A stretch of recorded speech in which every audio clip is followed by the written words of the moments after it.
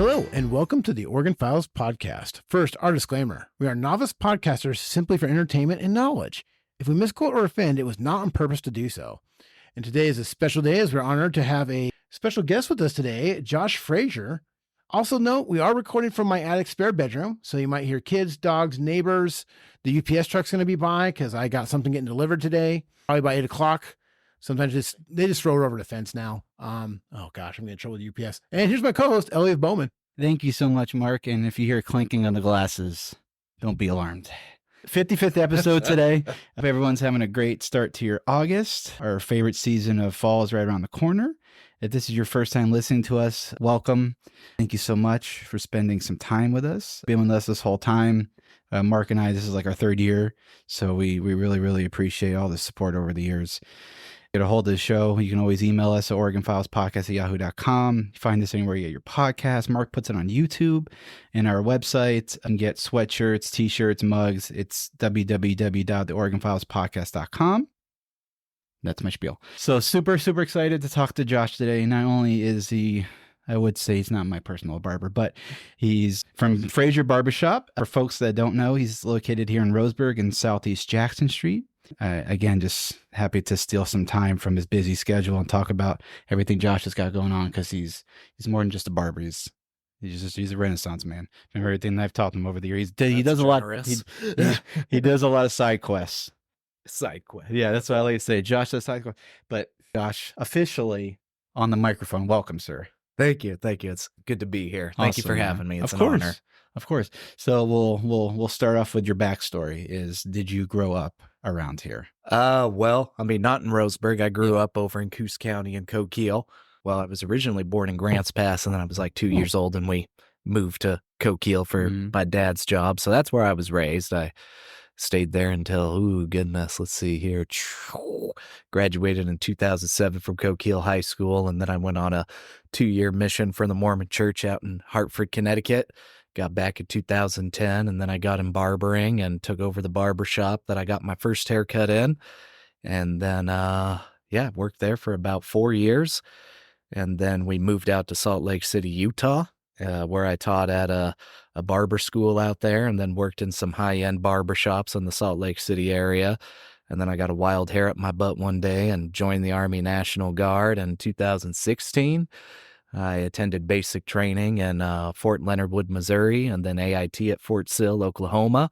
And then when I got assigned to my unit out of Bluffdale, Utah, the 65th Field Artillery Brigade, we received orders to deploy in 2018. And anyway, the city life in Salt Lake City wasn't all that great for my wife and I. Again, a small town kid living in that little rat race. It was hell for me. So my wife's all like, "You want to move back to Oregon before you deploy?" And I was like, "Yes." And she's like, "Well, I can't do Coquille or Coos County again. So can we do Roseburg," which is where she graduated high school? I was like, "Just get me out of Salt Lake City." And so, we moved back here. Man. I got the family all set up. I deployed, got back, and then, I'd cut hair off to the side while I was deployed and had a shoebox full of money and started Frasier's Barbershop from scratch. Been cutting hair there ever since. So take me back when you first had the idea that you wanted to be a barber. Like, when did that kind of come about? It was actually old Wayne Nelson in Coquille. He was cutting my hair. I'd gotten back from my mission, and he had asked me, "Frasier, what the hell are you doing with your life?" I was like, "Well, I think I'm going to go follow my dad into law." He's a lawyer. And anyhow, he was like, "Oh, screw that. Go get your barbering license. You'd be good at this." I'm like, "Well, I'll take that under advisement, Wayne." And is it because you were like cutting hair like on the side? He was cutting my hair. This was back in, it would have been 2010, 2011 is when that happened. I was job shadowing my dad, and I picked the worst day. It was court appearances in Coos County. Oh my goodness. The judge knows everybody by their first name. They're either putting in plea deals or getting sentenced. And the judge is like, you're back again? And I just got this sense of dread. I'm like, am I really going to have to be babysitting adults who haven't figured out life yet? Over and over again. Oh, yeah. And you probably knew some of them, I imagine? Yeah, it's a small town. So anyway, we got to lunchtime and my dad asked me, he's like, "So, what do you think of the job?" I was like, "Dad, I'm gonna go be a barber. So yeah. Wayne had just put that little Yeah. bug into my And what- ear, and it What was your dad's reaction?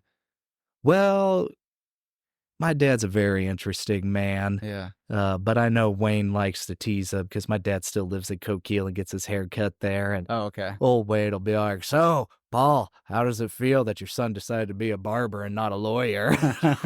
So it's a good ribbon there in the Yeah. barber shop in Coquille. Yeah. Have you cut your dad's hair? I have. Yeah. Yeah, I love it. he's finally let me do it. But Yeah. yeah, he always makes fun of it though, Oh, even tough. though it's a great I haircut. would say he's probably So- tough customer. He is. Yeah. He's a tough old bird. Yeah. But I love and respect that man. So you graduated high school and then you went on a mission, Mhm.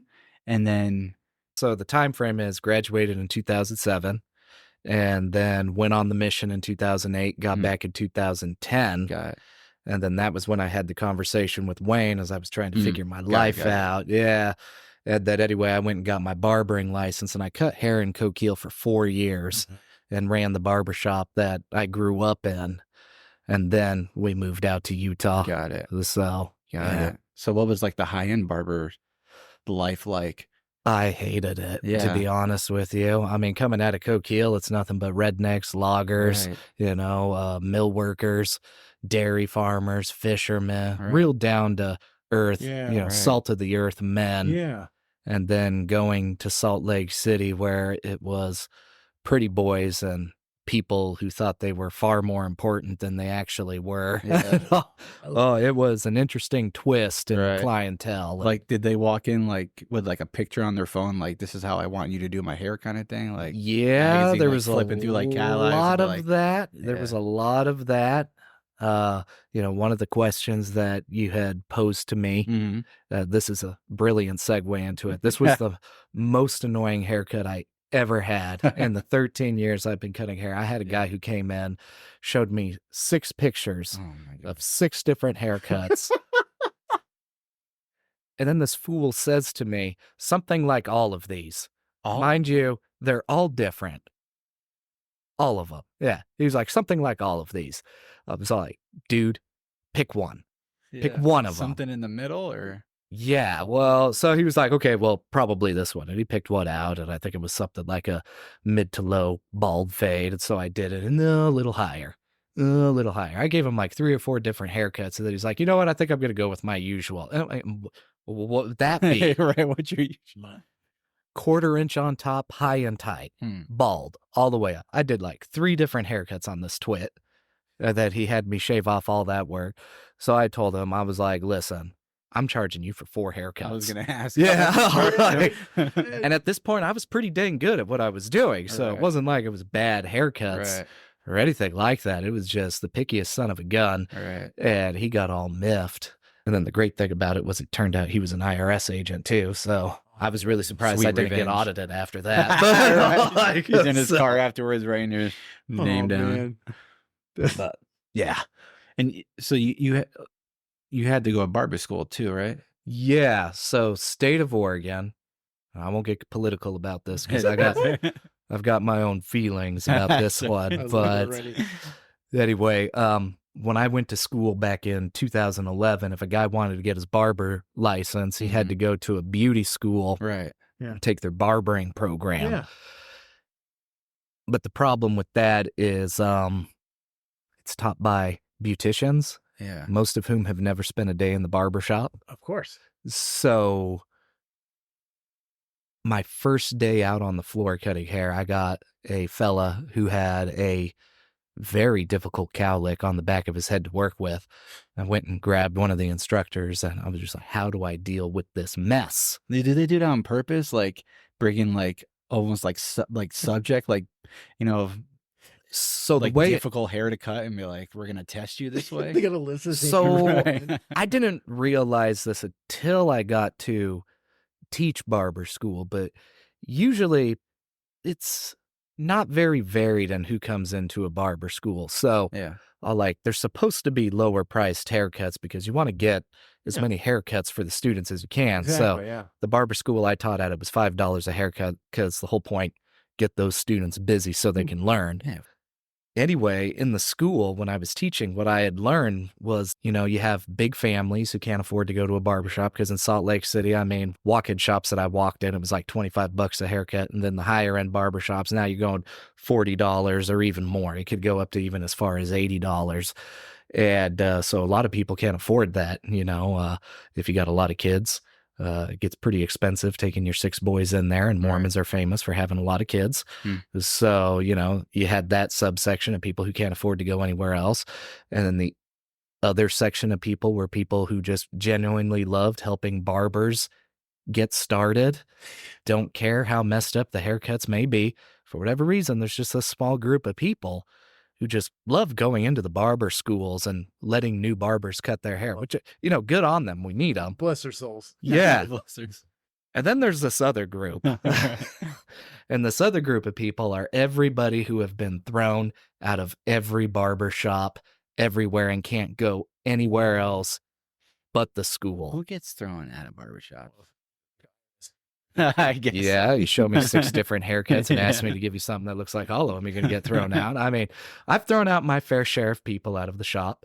Yeah, here in town. I have, yeah. I know we've talked about Yeah, some no, characters. I've grabbed people by the seat of their pants and shown them the door. Yeah. Metaphorically speaking, I've never laid, I've never laid hands on anybody inside my barber shop, but other than cutting hair. Yeah. So, do you remember growing up and getting good or bad haircuts? I love Did your mom cut your hair growing up? She did. Were you kind of like the bowl on top of the head kid? Absolutely, yes. So my dad didn't take us to the barber shop until we were old enough to understand that we don't mess around in the barber shop. And that's another thing that's changed about barber shops. When I went in there, I must have been 5 or 6 years old the first time. And I remember my dad putting a finger in my face and lecturing me on not embarrassing him in front of the barber or his friends that were in there. Serious business, man. And then when I got into the chair, old Wayne was like, all right, Frasier, listen, this is how it's got to go. You wiggle around too much, I might cut an ear off, and then you'll be lopsided and funny looking. You want to be funny looking? I'm like, Wayne cut your hair growing up. And then he's the one that inspired you to be a barber later on. I still see him as much as I can. The man's like another dad to me. I mean, that is cool. So, yeah. But he's a good dude. Yeah, but did you get crew cuts growing up? You got my dad gave us 2 choices. It was a high and tight or a flat top. Yeah. Naturally, I went with the high and tight. My head does not look good boxed. So, yeah. Yeah. I remember the town I grew up in, we had 2 barbers. The one barbershop was a little more high-end barbershop, but it was a row of chairs, maybe 6 or 7 chairs, and it was all Italian guys. And then the other barbershop was a little more laid back, full of more Italian guys. And the first question they asked you was, are you Italian? And they would cut your hair different if you were not Italian or if you were Italian. And how they would cut my hair, just give me a crew cut. Yeah. But that's like the first question they ask you, are you Italian? And I would watch people come in all day long and they would just cut your hair differently if you were non-Italian or Italian. Yes. Because I think it's just different. I don't know, like cultural. I think that's how they would cut it. There's a lot of cultural differences between barbershops. I recall when I was on my 2-year mission, we had a missionary who went to one of the Puerto Rican barbershops. Yeah. Yeah. And he said regular haircut. And he ended up walking out with a bald mid-fade and lined up. And white guys look horrible with a lineup. Yeah. Like dark hair on dark skin, it looks amazing. Yeah. Like white guys, so light colored hair, light colored skin, it just looks like something's wrong. It's like if you shave off your eyebrows, it takes a minute to zero in on what exactly is wrong because it doesn't like click right away. So any of the kids who come in with the Eminem haircut, I'm just like, there's only one guy I know who can pull that off, and that's him. And Marshall Mathers. Yeah. So I try to steer the lighter colored folk away from the lineups because they just look not good. Not good at all. Is it kind of hard to like remember all different styles of haircuts as you were going through barber school and as you started opening up your own shop? Starting out, it was really difficult. Yeah. So barbering actually has a really high failure rate among new barbers straight out of school. So within the first year, if you make it past the first year, most likely you're going to be doing that for the rest of your life. So it's a very hard one to get into because people are wearing your work. Yeah. So you're going to hear about it if it's not too good. And I heard plenty my first couple of years. And When you first started owning, people were but thankfully we were the only barber shop in town, and I Right. knew everybody, so they just had to put up with it Right. until I figured it out. Right. That's But funny. yeah, new barbers hear quite a bit about it, but Yeah. you know, barbers have got to start somewhere. Yeah. And thank goodness it's not a tattoo, so Right. you know, no Right. regrets. Grow back. It's Right. gonna grow out. Right. So you know, give these new guys a chance and let them catch their traction, and they'll get going in a couple of years. I mean, there's a lot of haircuts you got to learn, a lot. Right. You wouldn't think there would be that many. And I haven't formally been trained on all of them, but after you've been cutting hair a few years, you get the gist of how to do something. So nowadays, the way it goes, somebody comes in and shows me a picture on their phone, and I can recreate it without Nice. having been trained in that haircut before, Mm. because I just know enough about cutting hair that I can. You know, somebody comes in, shows me a burst fade, and at first that would look intimidating. I was like, oh, I'll just draw out a C on the head and fade it out from there. And instead of fading it all the way around, and Right. you can figure it out. But when I have new barbers who want to potentially work in my barbershop, the one question I ask them, though, is can you do a flat top? Because that's like the acid test of somebody who's been cutting hair for a while. So if I got a barber who's cut hair for a few years and they're like, oh, nobody gets those anymore. I was like, no. Can you or can you not do it? I don't care if anybody Yeah. gets it anymore. Can you do it? Because I think, personally, in my professional opinion, if you could pull off a flat top, you could pretty much pull off any men's haircut, because it includes all the elements of men's haircuts. Yeah. That it, you know, you got to do a fade on the side, and then you got to blow dry it straight up, and then you got to flatten it out across the top, and then you got to use your clipper over comb and make those sides look box but not wonky. And then, of course, it's got to be nice and flat from all angles. You know, you can't be giving out what us barbers, we nickname slant tops. Okay. Yeah. So it's got to be nice and flat from all angles. Is that like the generic army cut, a flat top? It was really big Right. in the Marine Corps Marine for a Corps. long time. Yeah, I think the last time I was in there, the guy before me was getting one. And I Yeah. even think I asked you, like, is that the toughest cut to do? Because I feel like, man, you were like eyeing that every inch of the hair to make sure that thing was Oh, yeah. pristine. Yeah. Oh, absolutely. I mean, for me, it would be, you know, making sure that it's nice and flat Mhm. and from all angles. That's probably Right. the most difficult cut. Yeah. And then, Which is, that's kind of surprising, but maybe not. Do you do a lot of mullets? oh my goodness. Yes. Well, I imagine mullets are pretty popular around here. Yeah, they're more popular than flat tops now. Yeah. So, I love it. I mean, I could thank Major League Baseball for the Yeah. mullets. Yeah. That came screwing back because of those Yeah. guys. Yeah, but no, it's pretty common. Yeah. You know, there was a time here about a year and a half ago, I was doing 4 or 5 mullets a day. It was huge here for a minute. It's tapered off now, but I mean, it's still there. Maybe doing, you know, anywhere from 5 to 10 mullets a week now, but it was pretty up there on a daily basis Yeah. for a minute. It's so Not a haircut I can ever imagine myself I with. don't think I can ever pull it off. No. well, they were getting so popular. I was even having kids ask me, "Do you perm mullets?" Perm the mullets? Perm the mullets. And I'd have to ask them, I'm like, what about me says I do perms? Yeah. Because I need to change this. Right. But All right. it's like I'm a barber and Right. I don't deal in chemicals. So nobody, I'm not perming your Because hair. you don't like dye hair too, right? No, none of Yours is that. a None of straight up that. barber So, cut. yeah, in the state of Oregon, barbers can cut hair and use a straight razor. Oh, really? And that's it.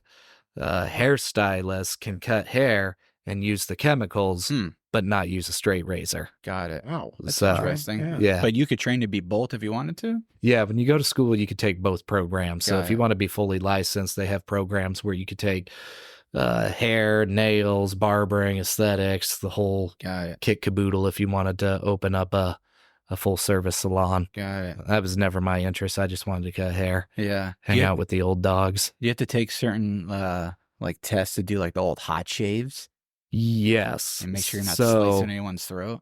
yeah, let me see here. 'Cause- So I'm thinking back because this was 13 years ago when I was in school, but we had to demonstrate that we could do a hot shave. Yeah. You ever But gotten a hot shave before? Yeah, I have one time. Oh man, Yeah. it feels so good. Right? they are That's nice. scary as hell though. Yeah. Yeah, the first couple of times, yeah, it's a lot of trust between the barber Yeah, and his I know. I'm customer. like, don't sneeze. Yeah, I don't sneeze, and I also got to trust that you're not going to twitch on me Right, too. yeah. So, probably you Yeah. want to hear about the worst cut I ever did on I'm somebody? ready. Yeah. Okay, it was actually barber school. And anyway, I'd lathered this guy all up, and then you put the hot towels on top of the hot shaving cream, and then you pull them off and relather, and then you start shaving. And the way a hot shave goes, not a lot of people know this, but you go with the grain, then across the grain, but never against. Okay. So anyway, if Okay. anybody goes out there and gets a hot shave and that happens, you're supposed to be able to, when you move your fingers down your face, it should feel smooth, but then when you push them up against the grain, it should grab. Huh. That's a Oh, proper interesting. shave, yeah. Okay. I've had a lot of people disappointed in the fact that it wasn't baby butt smooth both ways, but anyhow, so I was shaving this fella, and as I was going down through the shaving cream, I meet resistance, and I was never good at just being all, my dad would always get mad at me, if you got to force it, you're doing it wrong, Right. working on the car or anything like that. Well, anyway, I didn't take his advice in this situation. I'm like, what's that? The straight razor isn't moving. So I just push it through. I forgot about a big old mole on his face. Oh, geez. Took that sucker right off. That was when I first started barbering. I'm pretty professional now. I mind the moles, but Was that anyway, when you were in school or had your own shop? that was when I was in school, thankfully. man. So anyway, I was still kind of learning, but What- yeah, what happened with the guy? well, thankfully he had signed a waiver, so he couldn't sue me or the school. But Oh, anyway, hey, you thanks got for the mole removal. yeah, it was free. So, Yeah. well, $5. Well, no, Hey, look, Kendrick, I was doing you a who favor. knows? Yeah, it just took it right Yeah. off. I think they gave him Barber. the hot shave for free. So, it was Yeah. for a free mole removal. Dermatology barber. Love it. Do you run into like any celebrities? Have you done any like folks that you couldn't believe I'm cutting your hair right now type of deal besides your dad? To be honest, I've never cut like a celebrity's hair that everybody knows. Yeah. Interestingly about Coos County, not a lot of people know this, but there's a few multi-billionaires roaming around there, and Yeah, there are cattle. here, and Yeah. there are here in Douglas County Sure. too. Yeah. And when you find out who these guys are, what they're doing, what they're worth, you're like, oh. All right. And there was one guy in Coquille. I won't say his name because he might get mad if I do. But I would cut his hair. Well, he'd get into my chair and I'd be like, well, what would you like today? Whatever. Guy didn't care. And then he'd reach into his pocket and pull out a random bill. And he was like, will this cover it? I'm like, well, this will cover like a year's worth of haircuts. Goodbye. All right. Just leave. Small countries haircuts. Yeah. And, but there's never been anybody like super famous that's Right. come through that everybody knows. Last year, though, it was really cool. We had the Po Ramblin' Boys from Kentucky come through. They were playing music on the half shell here in Roseburg. Yeah, anyway, they came into my shop. They were wanting to get cleaned up. I had never cool. heard of them Yeah. before that. Yeah. And they were telling me what they were doing. I was That's like, oh, well, awesome. let's get you cleaned up beforehand. And they were really good to me. Come on down to the show. Oh, that's So we went down there. They gave a super, awesome shout out to the Yeah. barber shop. So yeah, Po Ramblin' Boys, check them out. They're pretty awesome. I don't really listen to country music except Yeah. theirs. Oh, there you go. Did you tell me once you this? I might be making this up, but cutting hair overseas.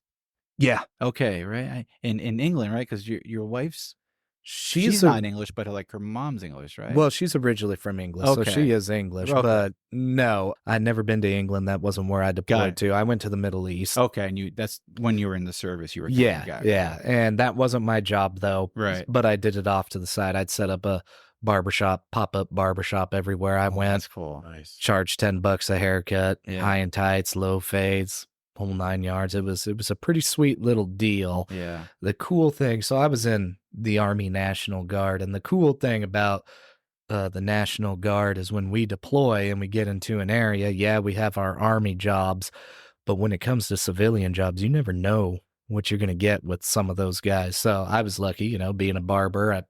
Military always needs haircuts. They love their haircuts. So that got me in good with, a lot of different branches while I was over there. And then a lot of my platoon members were actually IT experts. So anytime there was a problem with internet, as far as service members being able to contact home, These guys had it back up and running and nothing flat. So my National Guard unit was pretty well liked while we were over there. Keep the internet up and going and keep them all, cleaned up. And shaved up. And we had a pretty good life with our platoon. That's cool. So you still talk to some of them? Oh yeah, no, I'm in pretty consistent contact with a lot of them still. Nice. Yeah. Hey, thank you for your service, man. Hey, no, you're welcome. Thank you. Yeah. It was an honor. Yeah. Very Do cool. they come in? Are they from around here? Some of them? No, so my unit was out of Utah. Okay. Let's see here. In the last year, I've seen 2 of the guys. Our platoon medic, old Doc Moody, he ended up walking into my barber shop. Oh my goodness. And you weren't expecting him? I was not. Oh, that's And he had cool. grown out this big old beard, come in, sunglasses on. And I turn around to him. Oh, you just walking in for a haircut? And I said I wouldn't cuss on this. But anyway, he flips up his sunglasses and then says a few words and like, really? I'm like, oh, Moody. I've got a great story about Moody. We were going through some pretty hard times overseas, and we were taking mortar fire one day. Anyway, one sergeant and I, we were hunkered down as the mortars were coming in, and it sounds scarier, but the whistles, you hear the whistle, just get as flat as you can, as quick as you can. For the most part, you're fine. They train you and they make it automatic. So we were, hunkered down, and then all of a sudden, blazing across the sand comes old Doc Moody, and he had his med bag on, no shirt. He had what we call the Ranger panties, which are really short running shorts, and then his Kevlar with his M4 and his hot pink Crocs. Yes. He was just running for his life, just scared. No, he was running to us to see if we were fine, and he just comes flying through the sand. Oh. I should also mention he's as hairy as a bear too, and so he just comes flying across the sand, sliding in those hot pink Crocs. And, you boys okay? Yeah, Moody, we're good. Where's everybody else? They're over in that building over there. And what does he do? He just rolls out, runs across that sand, dodging mortars the whole way over to go make sure everybody's fine. I mean, Jeez, medics are man. gold in the military. I love that man to pieces. That's awesome. And but yeah, that sounds a lot creepier than or scary. Yeah. And you can the first few come in and you're Yeah. pretty scared of it, but eventually you get used to it. When they call incoming, you're like, yeah, let me finish pouring my coffee. You get used to it. As weird as that sounds, all right. After you take so many, then eventually you're just like, nah, Yeah. and just put her on over to the shelter with my coffee. When you found out you were going to the Middle East, was that kind of a shock? No, You were not at kind the of time. expecting it. Yeah, I mean, I wanted a deployment, and that's where everybody was deploying to. So, yeah, it wasn't a shock or anything like that. We kind of knew it would be coming if I had spent any time, considerable length of time in the military. So All right. it was something that we kind of figured would happen. All right. And you were in for 2 years? So I had signed on for a 6-year contract, and I did 5 of those, and then the Wow. pandemic Where I got two hit. from. I don't. Well, it's 6x2, so 6 years active drill status where they can deploy you, and then 2 years of inactive reserve status where they can call you up if they need you. So you were there pretty recent. let's see. I got out in 2020 during the pandemic. I mean, you were literally cutting my hair during the pandemic. I had no idea. Yeah, that no. you were So still- it was 2018 was when I Yeah. deployed, and I got back in January 2019. Man, I had no idea. I thought it was like in your younger years that you were. No, Man, that's crazy. I joined older. I was Yeah. 26 when I went in, and I'm 35 now, and it was hilarious when I went to basic training. Well, before I went, I spoke to one of my buddies who was a drill sergeant. I was like, "What do I need to know about basic?" He was all like, "Blend in. It's all about being a Right. part of a team and being a team member. Right. Don't stand That's out what- for any That's what I reason. told Hannah. Yeah, just blend in. Don't be a hero. Don't volunteer, and don't be a crap bag. Don't stare at anyone. Yeah. And so my first day there, day 0, they call it, Right. they separate us into our platoons. There were 4 platoons in my training company. And I took his advice to heart. So I stood in the back rank of the formation, off center. It's like, they're not going to notice me, you know? Yeah. And of course, the drill sergeants are smoking the crap out of us to establish dominant push ups, sit ups, Right. burpees, jumping jacks, the whole 9 yards, and yelling and screaming and telling us what little pukes we were. And so when I shave, I look like a high schooler. So I thought I wouldn't stand out all that much. However, turns out that when I exercise quite a bit, my face turns really red, borderline purple. And we're at standing in position and I'm staring straight ahead. And then I hear, "Hey, old man." Oh, no. Oh, no. She's not talking to me. You know, there's older guys here than me. It couldn't be me. I look like a high schooler when I shaved. So I'm just staring straight Right. ahead. "Old man, look at me." And our lead drill sergeant was a 4'0" Peruvian woman who was just, Mean as hell. she was the most vicious woman I've ever met. When I was overseas and the enemy were trying to kill us, I was like, I'd rather be doing this than putting up with her. That's how I know she did her job right. Right. And so she was terrifying. Oh, she scared me so much. But anyway, she's screaming, "Old man, look at me." And couldn't be me. 60 guys in this platoon, and there's got to be somebody else that looks more ancient than me. And then she says, "Old man in the back." And I'm like, damn it, that narrows it down. So I just look out of the corner of my eye and I lock eyes with her, and she points at me. "You, how old are you?" 26, drill sergeant. "Why are they letting geriatrics into my army?" Oh, no. It turned out I was older than her. And no. oh yeah. This woman made a special mission of hers to like just terrorize me for how old I was. And I ended up getting the nickname Papa Smurf. Oh, okay. And Not there's a bad nickname. no, it could be worse. no, Right. it was a great nickname Right, it could be because worse. let's see, we Right. had Private Rectum and Private Baby Oil. I would Private Oh. baby oil. I would totally go. That's a terrible nickname. And there's a horrible story behind it, but anyway, I'm super happy with Papa Smurf. Yeah. Right. So yeah, Was she your drill sergeant the whole time you were in basic? yes, Okay. she was the lead drill sergeant. We had 3 drill sergeants. We had a new drill sergeant who came in midway through our training cycle, and so we ended up with 4 at the end of it. But yeah, Yeah. she was the head honcho, Yeah. and she was a terrifying human being. When you graduated, did you kind of find yourself, I wouldn't say friends, but like, were you like closer in any way? Like, No. No. She was very professional. Yeah. She kept distance between Right. herself and the recruits. yeah. She only ever said one nice thing to us, which was it was her last training cycle as a drill sergeant. So at the very end of graduation, when she was done with us, she said, "Best training cycle ever." Oh, wow. That's cool, man. And then she I mean, flipped that's us a hell off of a and stormed off. She flipped you off and stormed off? Yeah, like, She's like, I'm complimenting you, and then I'm just going to flip but you that's off. how the drill sergeants are, you know. Right. If you get a compliment, it's going Right. to end up being backhanded. They don't want you to feel too good about yourself, Right. which is to harden you up, because the Right. whole point is to deploy, to Right. go to war. Right. And if you can't deal with being yelled at Right. and under stress, Sure. how are you going to handle a Right. wartime environment? Like, Right. that's the whole point. So Right. basic training, no matter what branch, is useless if you don't get yelled at and belittled a little. Right. So Yeah. they want you to get toughened up, Right. because you don't want high school kids shipping off to war with no training. Right. It'll be horrible for them. The worst gack up that I had in basic was we were testing on what they call the Singars radios, and you had to assemble the radio, and then you had to upload the channel that they gave you, and then disassemble the radio. And part of the assembly and disassembly is you have to insert a battery pack. And then there's like this copper connection that you connect to it. And as I was disassembling it and I was pulling the copper ribbon off, it ripped out of the radio, which meant that you couldn't connect the battery back to it. And I was like, oh. So I had like this kind of like moral crisis. Do I just jury rig this thing back together enough so the next soldier thinks he broke it, and then it's off of my plate? Right.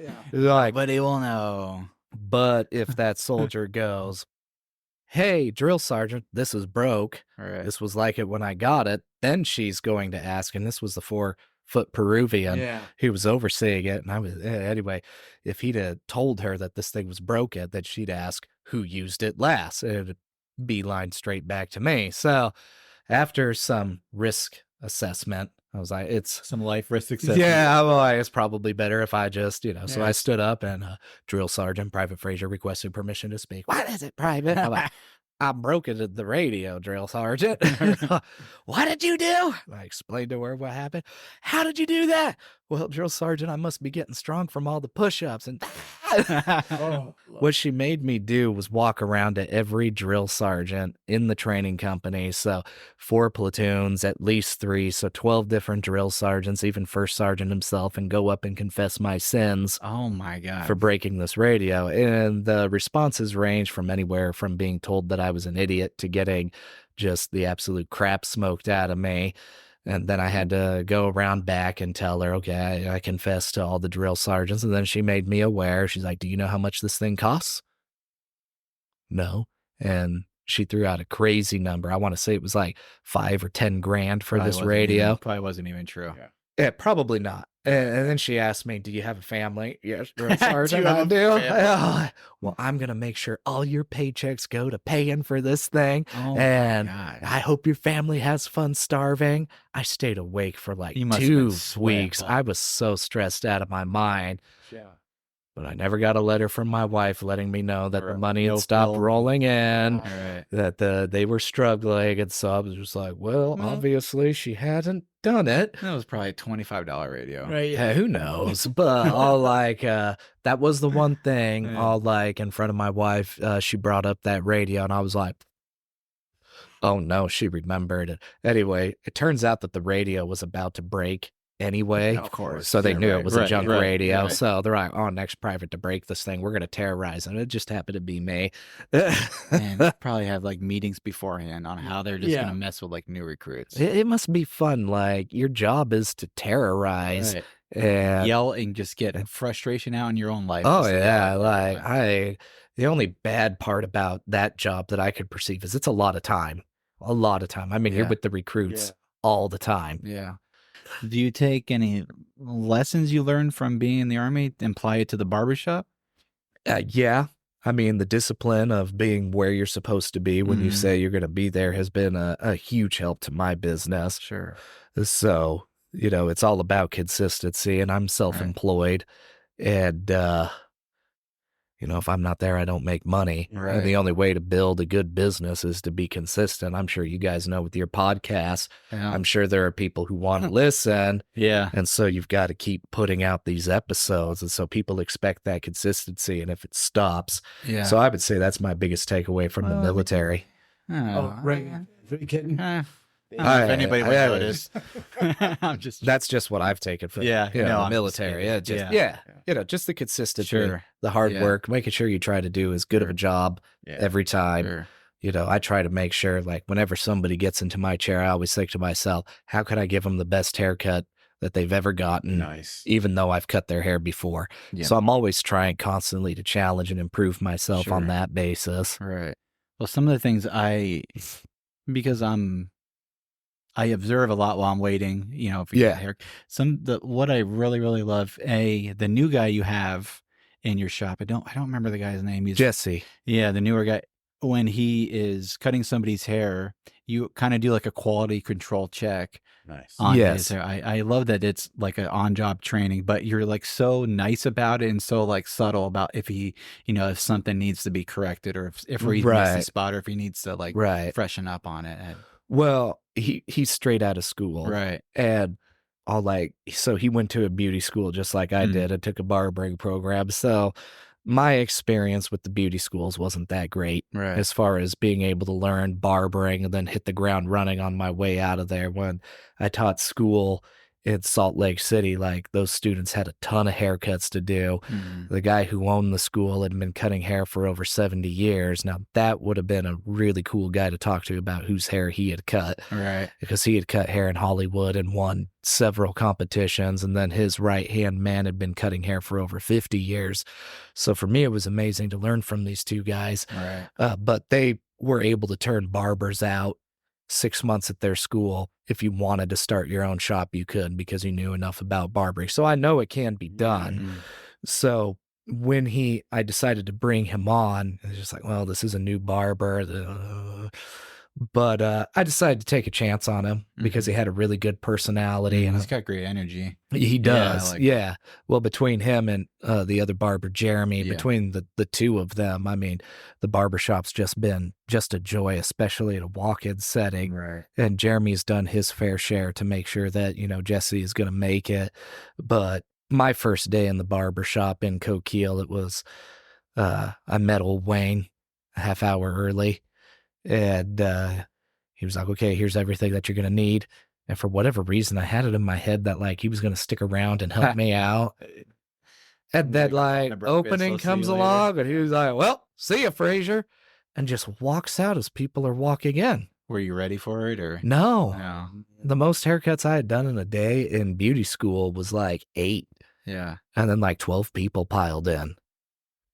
And were you by yourself? Yeah, I was. And of course, the first one had to be what they call a pompadour, old school a pompadour? pompadour. Oh, it's So it's technically a haircut with no Sounds like parts. a dog. Well, it was something that was really popular, like John Travolta in Grease. Okay. Yeah. Okay. Yeah. Okay.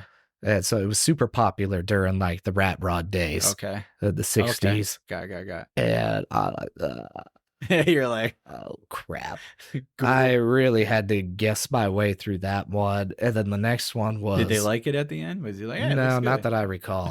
No. I'm never coming back. Old Wayne, I worked Tuesday through Saturday, Yeah. and then Wayne worked on Mondays. So I'd pop in to see him on Mondays. I saw that pompadour in his chair, and Fixed it. after I Frasier screwed it up. Yeah, and then the next one after that was a flat top with fenders. Yeah, it's another rat rod, another 61. So You just get just some easy. I know, like, give me the number 2s with the finger length Yeah. on top and blocked in the back. Right. But yeah, it was like a flat top with fenders, and I had to look that one up. Thank goodness we had smartphones by that time. But what it is it's a regular flat top up front, but then they grow out the sides long and then blow dry it back. What the heck? Like Super- a velociraptor. It's I love super. Coquille. Yeah, it was super So- popular that is back in the so day. random. I've never seen a flat top with fenders since then because he hated how I did his hair too. And that was the Just only getting one a I ever came reputation on the across. first Yeah, day. right out of the gate. It's really hard to get going when your first one's a pompadour and a Yeah. flat top with fenders, and you've never been taught those things. Right. So, When you opened in Roseburg, were you pretty busy right off the bat? so the slowest day I had was actually the first day, so which was 6 haircuts. And then it kept consistently getting better. So what I had done was when I got to the area, I did like kind of a demographics survey. I researched all of the demographics of Roseburg to figure out, okay, what's the income median? What are people making around here? What would be reasonable? And I determined, I lucked out with the spot that I am Right. in with the Downtown. rent and everything. And so when I started, I was charging $10 a haircut, and it took a few weeks, Mhm. but word got out. I built it mostly by word of mouth. I put up a Google page and a Facebook page, Mhm. and but it was mostly word of mouth that Mhm. got That's me how I going. found you. Yeah. Sure. So that's mostly what it's been, and still what drives us to this Mhm. day. Right. The pandemic was really hard on barbering in Right. that, we got shut down for 7 weeks, so that really hurt us. Right.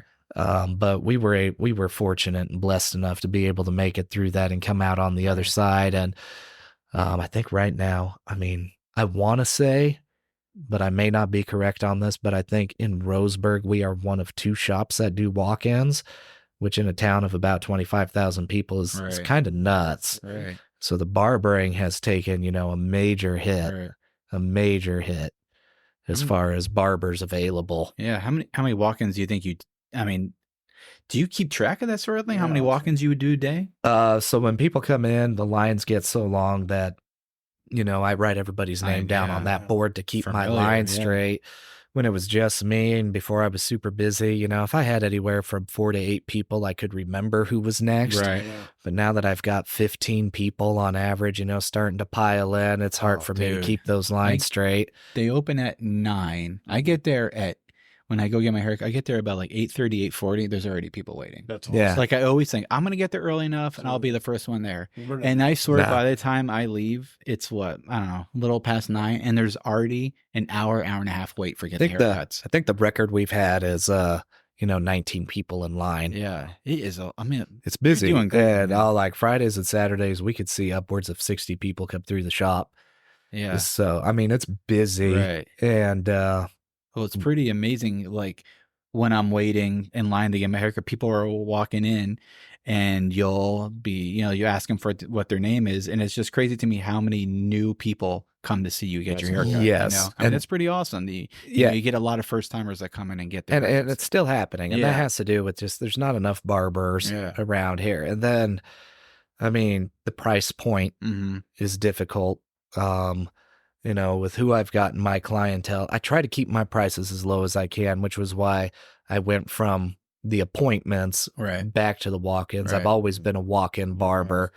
I was forced to go to appointments by the state during the pandemic, and then I tried out doing walk-ins on Fridays and Saturdays, and it was 2020, the weekend before Thanksgiving, and I was using the board, and by 9:30, I was slammed out. I had like almost 40 people on my list. Were you by yourself, or did you I have was, one? yeah. I was by myself. Yeah, I was Yeah. by myself at that point. Haircut before Thanksgiving, right? All right. Yeah, the Saturday before Thanksgiving. Okay. And so after 9:30 in the morning, with how many people had piled in between 8:45 and 9:30, I was like 30, to 40 haircuts. Like that's a whole day's work for me. Man. And I'm guesstimating when I'm going to get to people. So I'm telling them, and to me, with that many people coming in, it wasn't fair to make them wait the whole day. Yeah. Right. So I'm giving them ballpark estimates of when I'm going to get to them, the times. It's like a pharmacist. Oh my goodness. Man, you And- must really, really have to love cutting hair to have that many people a day that cut hair. I mean, do you ever just Yeah. get like, I'm so done cutting hair by the end of the day? There's a few days where And it then gets the next like day you that. gotta come and be like, I gotta cut more hair. Yeah, well, the way that day went was, after 9:30, I have to start turning people away, Right. and then that was when there were quite a few people I ended up tossing out because they'd walk in and, oh, sweet, and then Right. I'd show them the board. I'm like, this is my line. Right. I can't take anybody else today. This is how many, I've got a few Right. people sitting in here. I was like, people are going to start flooding back in. Right. And this is just what I got. This is all I could do. And you gotta take breaks, gotta have lunch. I mean, The lunch breaks get a little interesting. So first couple of years of barbering are pretty interesting in that your feet, your legs, your arms, and your hands get super sore, Yeah. and it gets really, really hard. But after a couple of years, you get used to it. Like in the military, when they Right. just, Yeah. I'd Right. been barbering for like 5-6 years at that point, and they would just put us in formation at attention and just leave us there for like 4 hours. Right. And that was like my secret superpower was that I could stand around for no good reason forever. I'm really good at just standing here. Yeah, barbering really helped with that. But like, Man. so Well, you're really good at being a barber, man. That's I mean, awesome. good haircuts, good Yeah. conversation is what we Right. try to do. I think- mean, I learned so much about becoming a man right. in the barber shop because old Wayne, old school cowboy, hard working. I mean, he worked from 8 a.m. to 6 p.m. Monday through Friday. And then he had his own ranch off to the side. So this guy was constantly working, Jeez. constantly working. He's got cattle he's got to run. He's got horses to raise. So this man, well, there was one time he's a notorious prankster. And I thought, you know what I ought to do? I ought to pull a prank on old Wayne. So I had this crazy idea that I was going to advertise free kids' haircuts during August on the back to school season, in the local newspaper there just to mess with them. Oh, you did it in the newspaper? Well, back in this day, that was, it was really before the internet really Right, started to right. take off, where everybody was like Kill dependent every on it. newspaper. Yeah, everybody reads it. And so I was just like, well, I'll just advertise free haircuts on one of his Mondays. Oh, And then I my was just God. all like, Did I go too far? well, I didn't end up going through with it. Oh, okay. I didn't. And so I then told him what I was planning. I was like, oh, Wayne, I thought about messing with you. And I told him what I was going to do. And he looks me square in the eyeball. He's like, Frasier, you don't get up early enough in the morning to mess with somebody like me. Oh, I took that to heart. I was Right, like, yeah. yeah, it's probably true. It's probably true. And he went from a cowboy to a barber. That's just Yes. what he did. Oh, goodness. Old Wayne. Nah, you wouldn't want to scrap with this old boy. No. Not at all. He's one of the toughest men I know. Anybody Really? who deals with horses. There was one time, as like in the summer, a summer job, I would work on his property and I was cleaning out stalls for his horses. And he had this big old ring that the horses would, kind of wander around in. And I was cleaning out their stalls. And these horses were like staring at me. And I've never had good experiences with horses. I'm not a horse guy. And so as I'm, wheelbarreling all of their crap past them, one of them like snaps at me and I, yelled something at the horse. Old Wayne comes tearing out. Why are you talking to my horse like that? I'm like, well, they're staring at me and trying to terrorize me. Well, they can live here. They can stare at you any way they want. I think the horse is antagonizing you. Yeah, the horse is Probably just antagonizing waiting me, for but food. he lives there and I had no Right. business yelling at the Right. horse. Was it a Peruvian horse? You just- That was a Nah, he does. Peruvian. Yeah. That would have foreshadowed a lot. But, Oh, man. Have you had any paranormal experiences? Because the shop's it's an older location. So yeah, it's located in the Masonic Lodge Yeah. here in downtown Roseburg, which they started construction on in 1905 and finished in 1910. And no, not in that building. I have not had any You paranormal. say yes, but no. No, I have not had any paranormal activities there. Now it's interesting because I am a Freemason, Yeah. and I've been told a lot of things about supposedly what we do Right. when I was cutting hair in Conspiracy Coquille. theories. Yeah, and I had one guy who was sitting in the chair, and he was just like, "Did you know that witchcraft is alive and well in Coos County?" I'm like, "How do you figure?"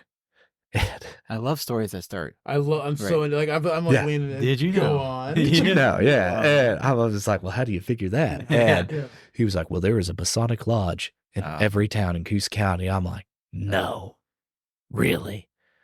And then he goes on about how during the initiations that a goat is sacrificed and then Freemasons write their name in the book of the devil with the goat's blood. Well, that's not true. Well, yeah, because I'm like, well, that didn't happen when I went through. Me neither. I'm That's like- not true. I'm Yeah. like, what? Really? I missed the wrong club if that's what they're Right. doing. Like, Right.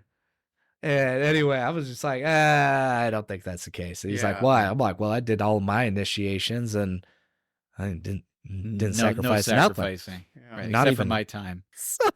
And he was just like, oh, well, you must not be high enough yet.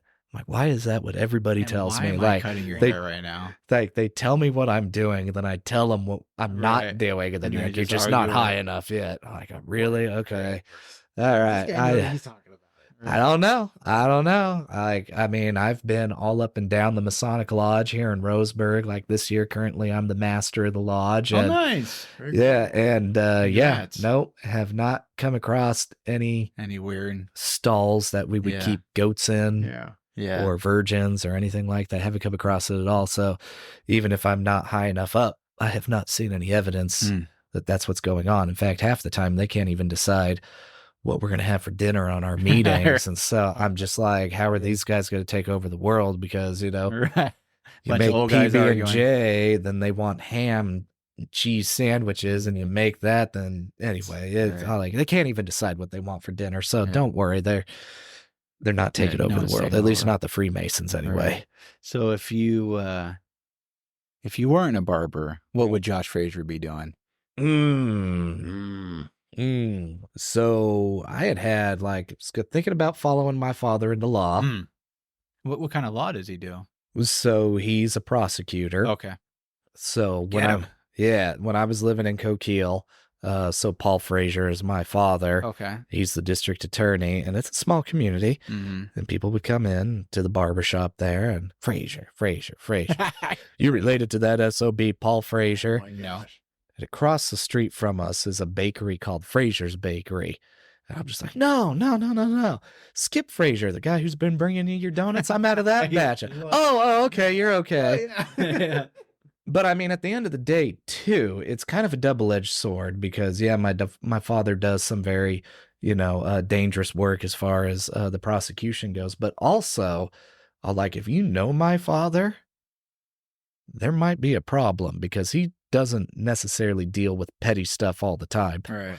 So he deals with a lot of the grittier things. Mm. So I may not necessarily want to be associated with everybody who's come across the courtroom where he's had to prosecute them. So there's been some pretty horrendous things that he's had to deal with. And I love and respect my father because being raised in his household, it was kind of weird because, I mean, he's kind of got that dark, dry humor. So, Like all lawyers. Yeah, but especially like prosecutors are a different Right. batch when it comes to it. But, when you're getting ready for school and you're about to head out the door and there's a mug shot hanging next to the door and dad's like, oh yeah, you see this guy, call 911, then call me. And well, why? Can you imagine? Oh, he threatened to murder the entire family. I'm like, oh, okay. Yeah. So, Thanks, Dad. Yeah. He was being serious? yeah, I am. I recall a handful of times where, somebody threatened to murder the entire family. So, there was a mugshot on next to the front door. Oh, So you knew what the guy looked like. Yeah. Just in case he showed up at the school. I mean, Coquille's a small town. All right. Yeah. It's only Man, that's like creepy. 3,500 people. We only got 2 grocery stores there. So, you hang out often enough in Right. one of the grocery stores, you're going to find somebody you're looking for. All right. So, Well, I wouldn't be able to pay attention at school. I'm thinking about somebody showing up.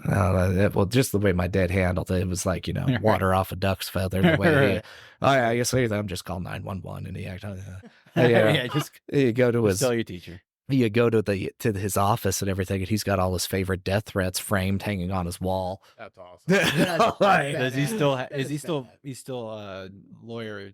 Yeah, Still no, he still is. He's active? retiring this year. Okay. So he's finishing up. I mean, Nice. but when I was born in Grants Pass, he had finished law school at Willamette, and then the first job he took was in the Josephine County's district attorney's office, and then he had an opportunity in Coos County, so that's where we moved and stayed in. That's where he's been ever since. Nice.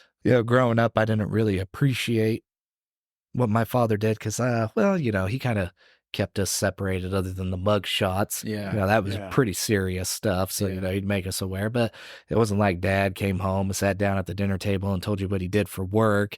And then my dad, he was involved enough that he would go to all the violent crime scenes. And so, we'd be out for dinner or going to the movies. And then he'd get a phone call that, something pretty violent had happened. And then, well, got to go. And either he would leave or he'd take us all home, but then he'd go take care of it. So, I mean, so there were a lot of times I felt like with my father, oh, goodness, he's always gone, blah, blah, blah. And, that teenage crap. And then when I was in, cutting hair at the barber shop, I had a moment where there was a woman in there and her daughter had been murdered. And then she told me about how my father had handled it and how grateful she was to him. And man, I was like, Dad's awesome. That's cool. It hit me like a bag of bricks that I was a little bit of a turd as a teenager, Yeah. and the way I treated him because I didn't necessarily understand the depth of what he did. So, but another reason I didn't end up following him into that line of work was because a lot of people don't understand the state laws here in Oregon. Mhm. And so they think sometimes my father is soft on crime, when in actuality, it's just state law that he has to operate within the bounds of. Right. So I was like, my dad will get a lot of flack, but that's just how it is. Mhm. Yeah. There's Right. nothing he could do about it. And I mean, if you want Texas or Florida justice, not to get political or anything, Right. but you got to go live in those states. Right. So,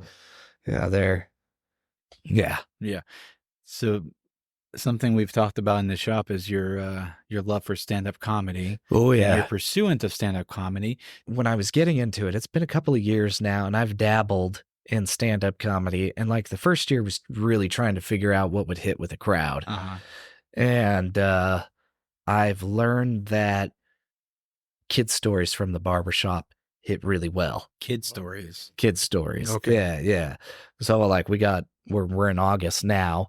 So after fair happens here in Douglas County, so that's next week, this week. This weekend. Yeah, this week. And so, next week it's going to be busy because, Okay, noted. all the moms are going to start planning their play dates in the barbershop to get all their kids' hairs cut. And so August and September is one of the busiest times in the barbershop for us with the back to school, the school pictures. So kid can't be ugly when you send them to school, and they can't be ugly for the school photos. Unless you got ugly parents. Yeah, I mean, there are some guys, like, I cut their hair, then they go, well, you did what you could. And I always tell them, and I always tell them, I'm like, well, I'm a barber, not a magician. Like, what do you expect? Like, your hair looks amazing, but that mug, that's your fault, not mine, not your parents.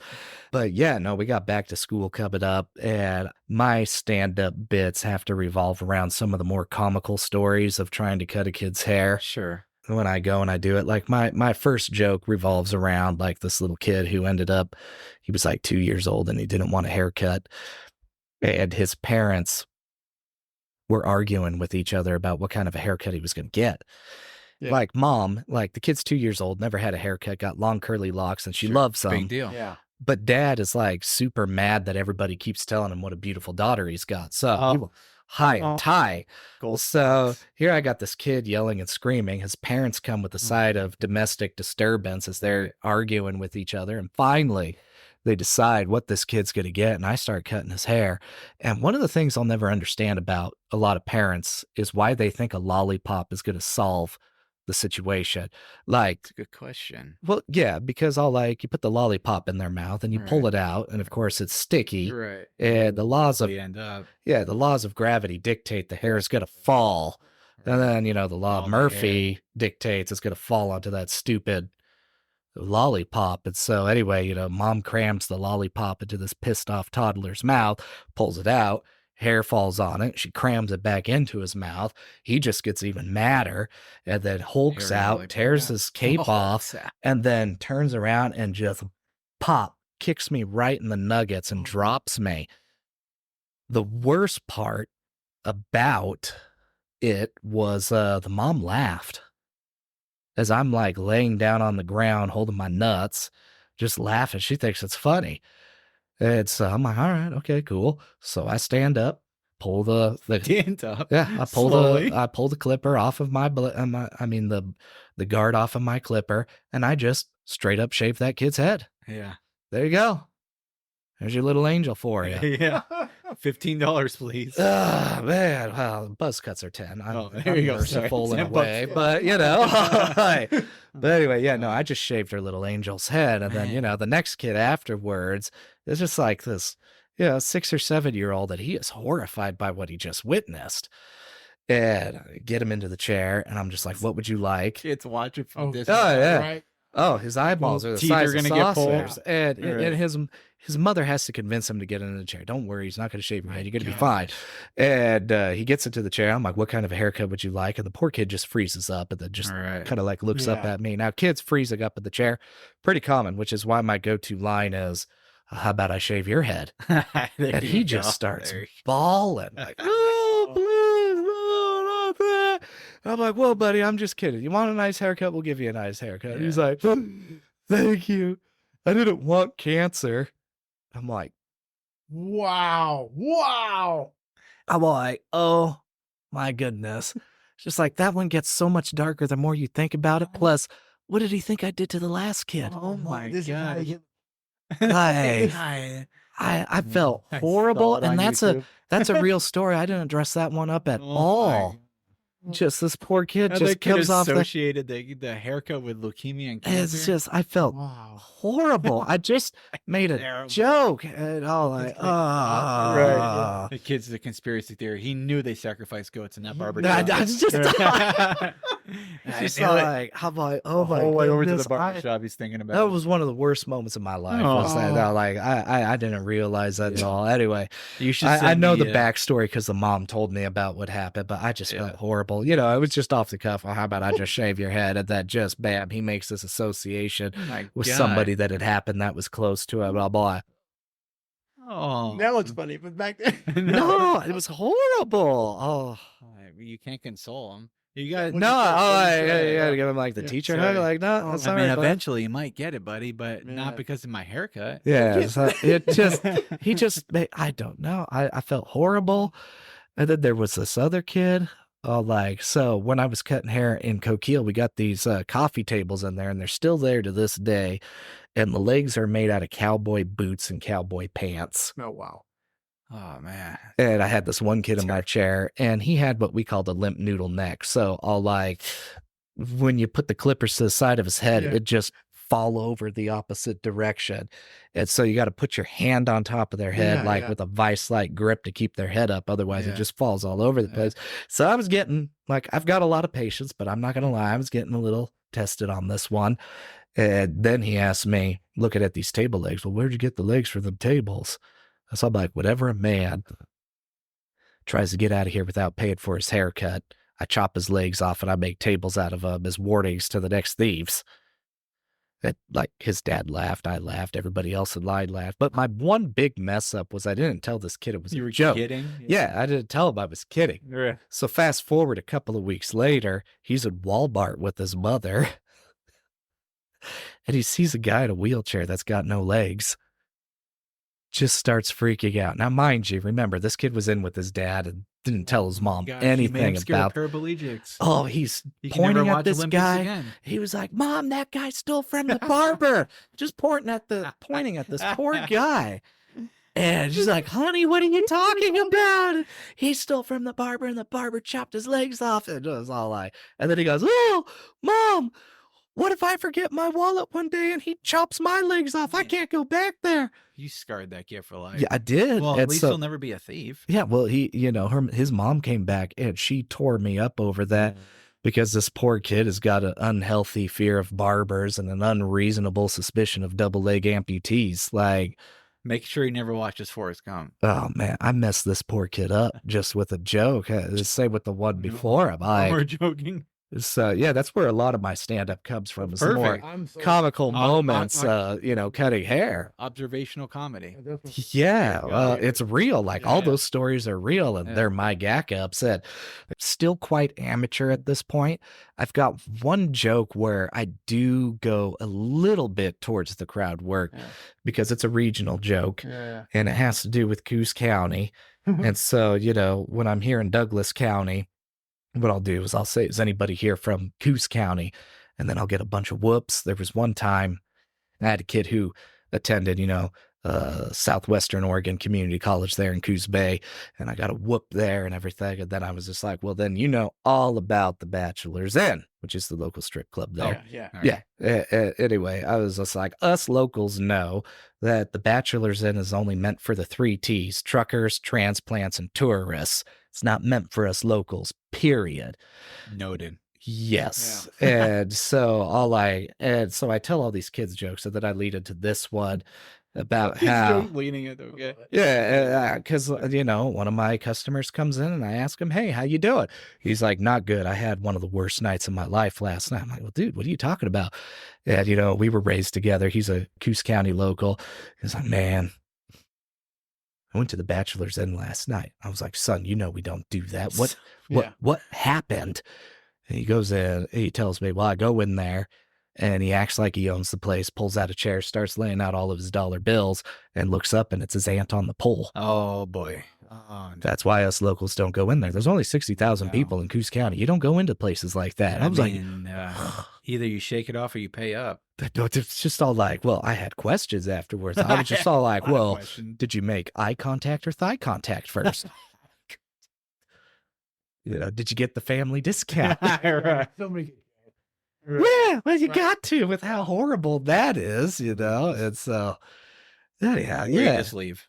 So I've found the kid jokes go over really well. They're very relatable. So that's what I try to do with my stand-up comedy. Right. I love the storytelling. I try to craft things where it hooks people. You draw them in with real world stuff that they can relate to, stuff that they've witnessed. Sure. And I find that goes over really well. You're a professional bagpipe player too. Nah, professional's a little far, but I've do play bagpipes. I've heard you play it live on the streets. Yeah. Manly. So, how I got into that, originally, I just wanted a motorcycle. Bagpipe motorcycle. That's cool. Yeah. It's the same thing. So what ended up happening? I was still Yeah. living in Coos County, and how this all went down was I decided one day, it would be fun. I'd love a motorcycle. So I run it by my wife. I'm just like, hey, I want to get a motorcycle. What do you think about that? And she says to me, just make sure there's a seat on the back for me. And I'm like, I knew there was a reason I loved you. And so anyway, I start saving up, my nickels and dimes and getting ready for this. Well, anyway, she was out with some friends and they got talking about motorcycles. And anyway, they told her all these horror stories. And so later that day, she tells me, I don't want you to get in a motorcycle. I'm like, well, what changed? Yeah, well, then she tells me, a bunch of friends told her stuff. And I wasn't too happy about that because I was like, I don't sleep with these women. Why do they get to make decisions in my life?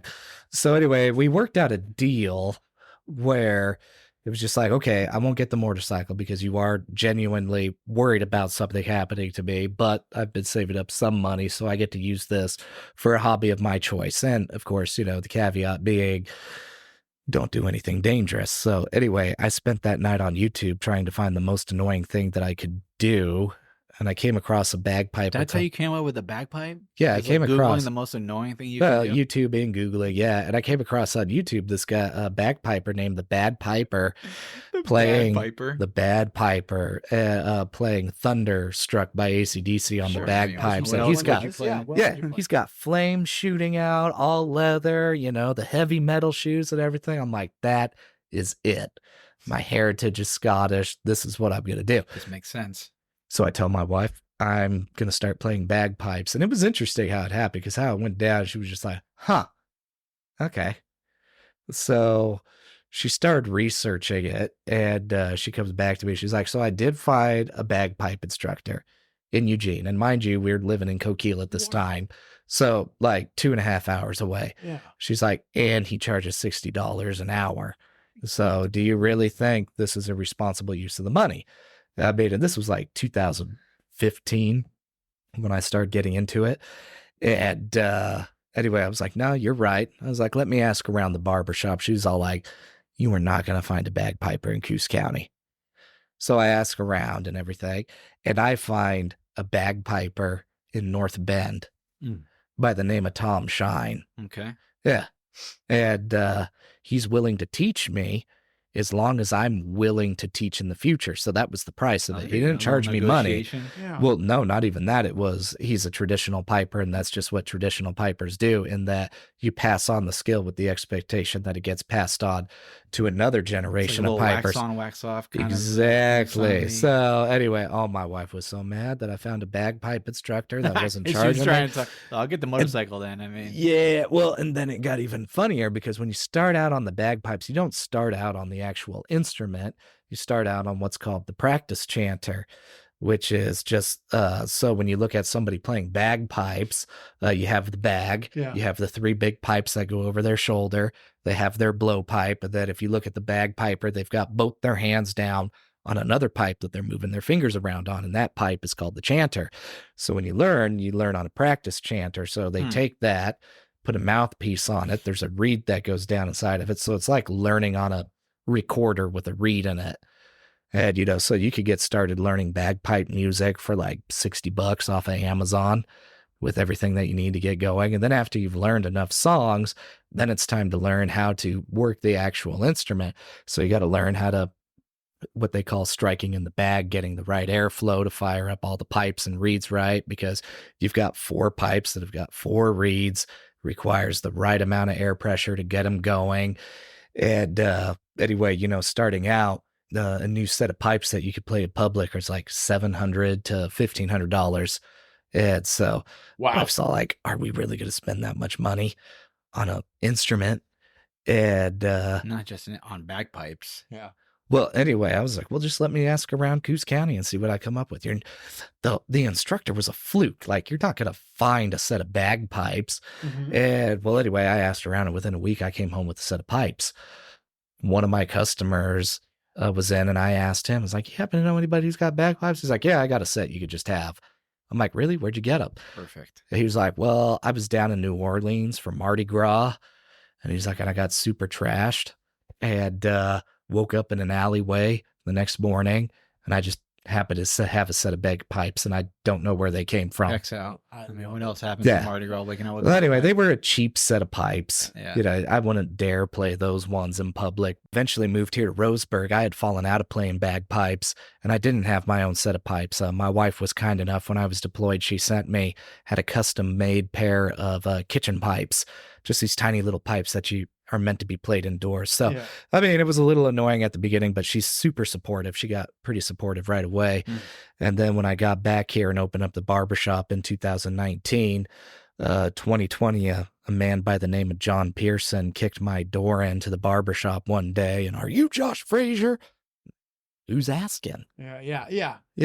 He was just like, "My name is John Pearson, and I represent Military Honors by the Bagpipes, and I heard you have a background in bagpipes." I was like, "Well, it's been a few years since I played." And he was just like, "Well, fix yourself because we need you." Wow. Yeah, well, he's this old school Air Force dog. And what ended up happening was one of my other customers is a helicopter pilot, and he was doing maintenance on his helicopter over on the airport here in town. And since John was Air Force, he was super interested in it. So he came up and was talking to him, and he just happened to have a hat on that said Military Honors by the Bagpipes. And a helicopter pilot was a vet. And so he's like, "Oh, hey, my barber plays bagpipes, or at least he used to." "Well, where is he? Is he here in town?" Yeah. And he hunted me down. And this guy got me back into it. My original piping instructor from North Bend passed his old set of pipes on to me. And so that's what I play now. And I spend quite a bit of time over at the VA and other functions. Last week, I played 3 ceremonies, one for a World War II vet last Tuesday. And then I went and played for a submariners group down at Seven Feathers. And then I was out at Glide this last weekend playing for a good friend of mine's whose mother had passed away. So it's opened a lot of doors that I find it very rewarding. And That's awesome. And the most common request for bagpipe has got to be Amazing Grace. It right? is, Yeah. hands down. Yeah. So when we do a ceremony over at the VA, I have the honor of working with the VFW to honor the veterans and give them their final honors. Nice. I mean, the VFWs here, they come in, give the 21 gun salute.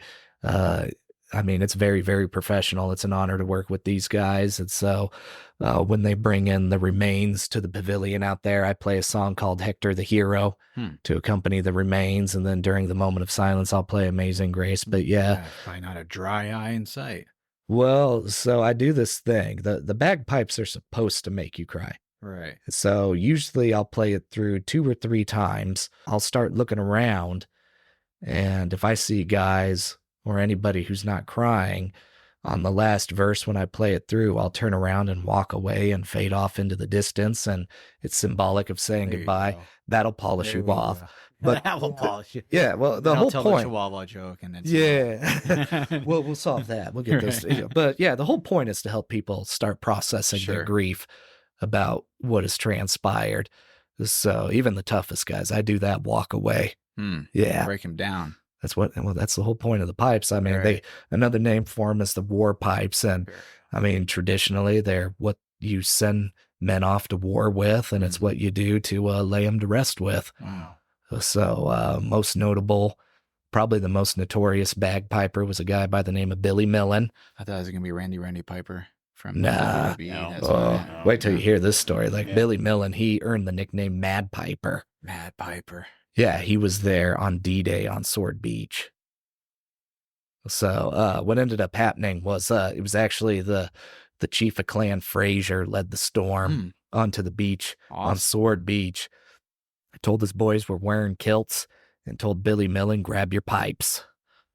That's so, yeah, this dude walked the beaches of D-Day playing the bagpipes as they fought for the beaches. What the hell? That's the only musical instrument that was present on D-Day. I love it. Yeah. That is a wild story. And like the And Germans, did he survive? he did. In fact, Wow. yeah, they have a monument to That's him. amazing. They have his pipes in a museum over there in Scotland, is- but he did survive. Wow. The reason he got the Mad Piper was because the Germans thought that they were either forcing him to march out there or that he was just crazy. Yeah. I mean, could hence you imagine mad. German's reaction, like seeing some guy with bagpipes just walking the beach? No wonder he wore a kilt. Like the balls that you've got to have to do that. Gosh, dude. That's amazing. Yeah. So And they he was just in. I mean, he wasn't no helmet, just full like. I mean, what they had during D-Day, yeah. So yeah, no flak jacket, no nothing. Man. Walking back and forth. He played the song. It's called Highland Laddie. It was the song that he played back and forth, which is, to inspire the Scots in the platoon. We're fighting for our homeland, the Highlands. That is crazy. So, dude, yeah. I mean, so there's a proud history behind bagpiping. And for me, paying the respects to my brothers and sisters who have served and ultimately passed on. It's a great honor. And it's something it's bittersweet, but I'm proud to offer it to customers and friends. That if it's something that they need, I'm more than happy to offer it. I don't charge. A lot of people are like, well, how much do you charge? And my oldest brother passed away when I was young, and I remember all sorts of organizations trying to make a dime off of his death, and that just made me mad, And so it's just like, no, I'm going to be there. I'm going to give you some kind of comfort, some kind of solace, and I'm going to make this day memorable, but I'm not here to make a dime off of you for it. Respect. So people will try, like I'll go out on Memorial Day and I'll play out there. And it's very common for people to try to come up and try and cram cash into my hand. And so when I see people walking up to me, so don't ever get offended on like Memorial Day. If you walk up to me and I walk away, it's because I don't want you to pay me at all. And I want to avoid that kind of awkward thing. So you just pass through.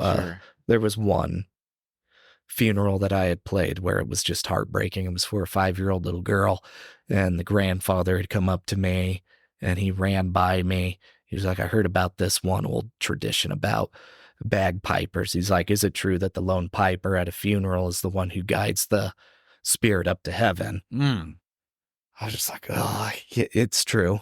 But, the hardest ones are the kids' funerals, the hands down, the hardest. I've done 2 kids' funerals, and they were just gut wrenching. And that's part of the walk away too, because usually I got to get out of sight and cry my own eyes out. Go sit in the car and fade off, get out of sight, cry, take a pull off of my flask, and then go back.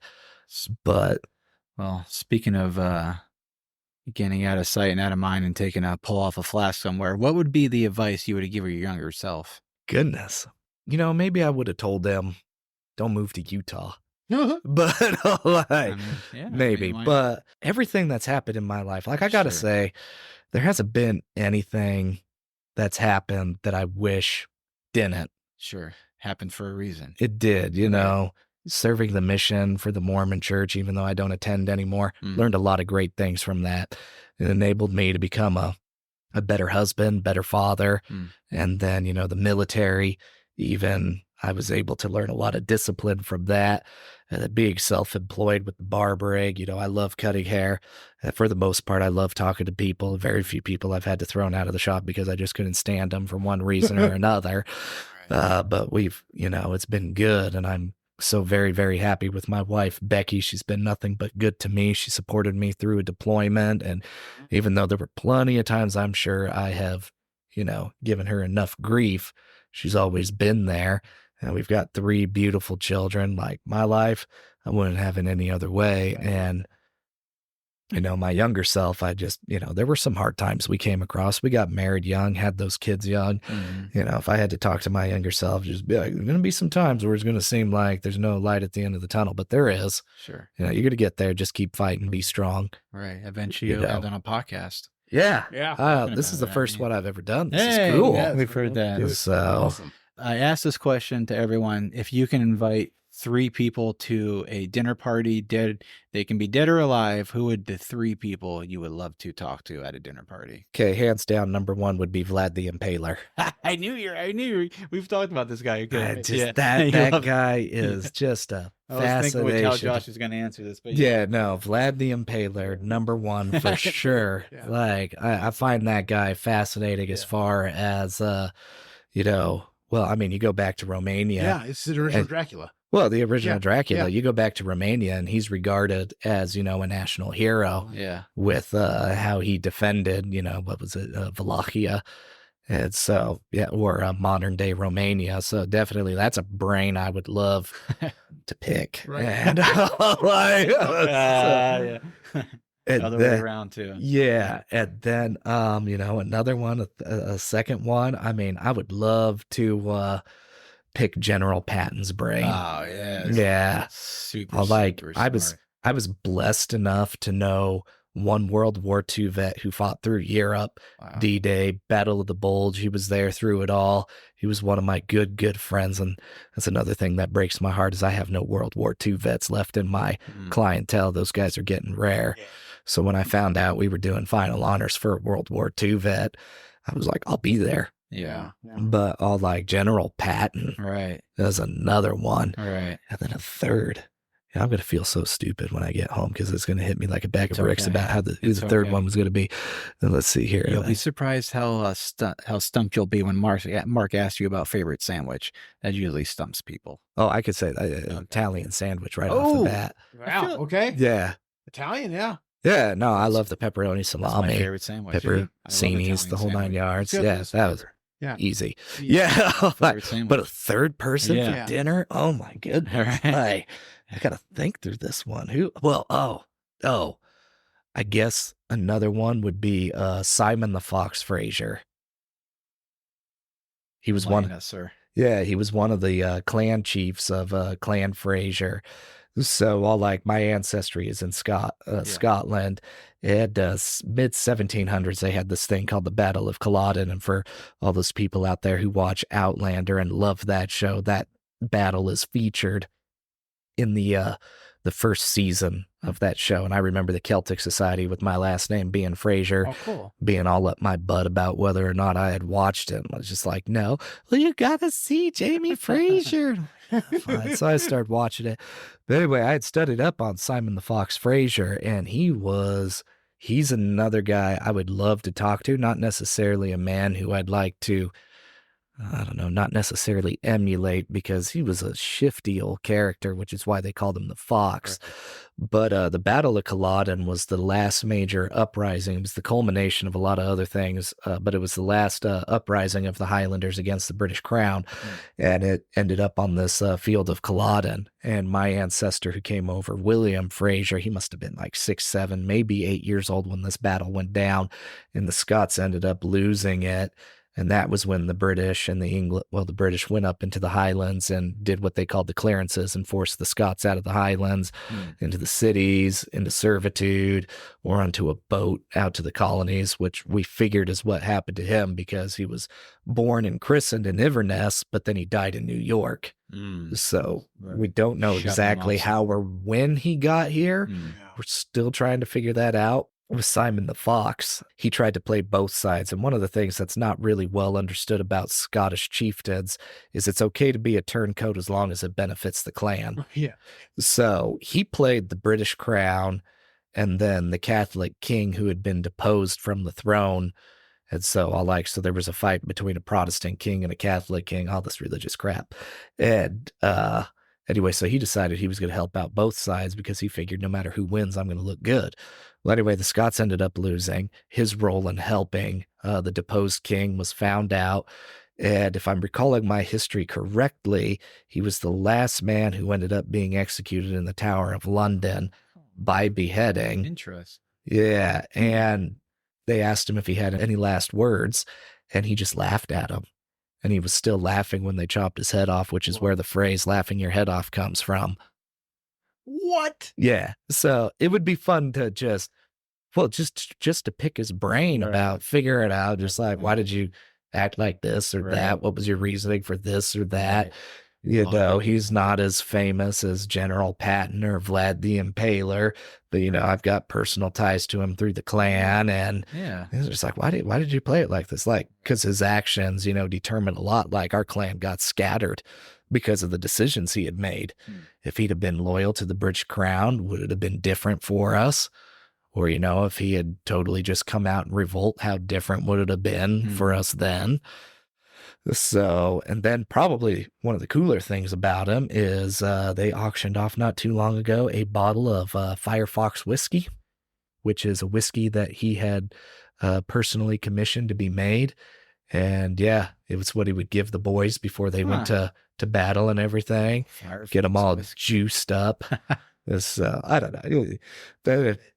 Yeah, that would be a pretty funny table to sit down at. Right. Vlad the Impaler, General Patton, and Right. Simon Boy, the Fox. can you imagine that conversation? I mean, it's almost about 3 military minds. Yeah, well, That's exactly. it. 3 military minds who are Totally very different different generational, Yeah. right? and very Right. different in how they approach things. Right. Very different. Maybe Vlad and Simon would get along well because, the subterfuge, but, I don't know. Yeah. But those 3 guys would be pretty cool. I love asking that question because we always get just totally different responses Yeah. every single time we Yeah. ask that. Yeah. And then Mark's got a good question too. Shoot, the most important Hit me. one. What's your favorite movie? Ooh, I read through that question. I was like, oh, good. I'd have to say John Wick. Oh, classic. Well, I think it's like the perfect balance between, a guy flick and a chick flick. Yeah, yeah. It's a perfect love story. Absolutely. Perfect love story. Absolutely. It's Have you just seen like, the here, latest one? I have it. One of my friends and I, we started watching it because he hasn't watched any of them. Yeah. But it was just all like, here, you've got a guy, just iron will, Yeah. gave Yeah, up the everything whole- for the woman he Yeah. loves. Yeah.